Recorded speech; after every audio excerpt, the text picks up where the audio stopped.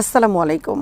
ঈদ মোবারক। সবাইকে স্বাগত জানাচ্ছি বিডিভিউজে। ইরানের সাথে যুক্তরাষ্ট্র ও ইসরায়েলের যুদ্ধের সর্বশেষ পরিস্থিতি নিয়ে আপনাদের সঙ্গে আছি আমি শরফি দিবা।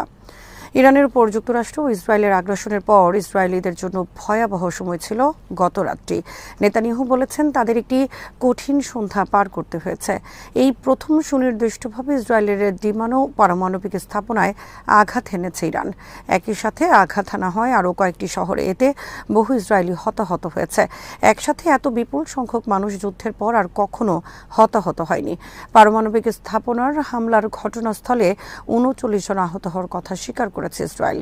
অন্য শহরগুলোতে ১৫৫ জন আহত ও ১০ জন গুরুতর আহত হয়েছে বলে জানিয়েছে ইসরায়েলি গণমাধ্যম। তবে আঘাতের যে ভিডিও চিত্র প্রকাশ করা হয়েছে তাতে বহু প্রাণহানি হয়েছে বলে আশঙ্কা করা হচ্ছে।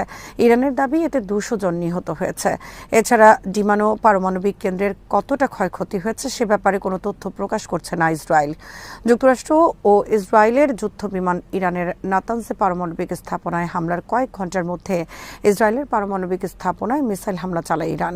ইসরায়েলের পারমাণবিক স্থাপনায় আঘাতের খবর আসার পর হাজার হাজার ইরানি রাস্তায় নেমে এসে আনন্দ মিছিল বের করে।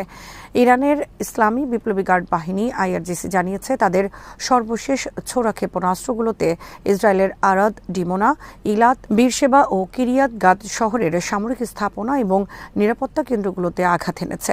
একই সময় কুয়েতের আলী আল সালেম ঘাঁটি এবং সংযুক্ত আরব আমিরাতের আল মিনহাদ ও আল ধাফরা ঘাঁটিতেও হামলা চালিয়েছে বলে দাবি করেছে ইরান।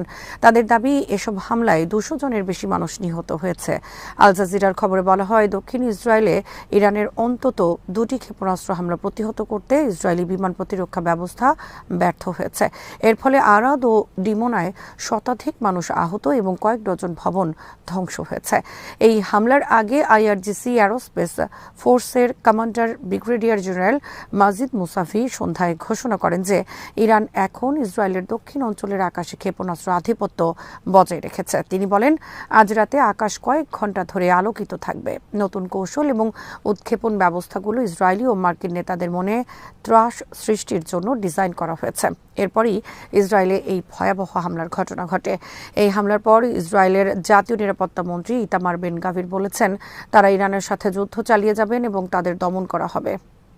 ইরান যদি এখন থেকে ঠিক ৪৮ ঘণ্টার মধ্যে হরমুজ প্রণালী পুরোপুরি খুলে না দেয় তাহলে মার্কিন যুক্তরাষ্ট্র তাদের বিভিন্ন বিদ্যুৎ কেন্দ্রে হামলা চালিয়ে সেগুলো গুঁড়িয়ে দেবে।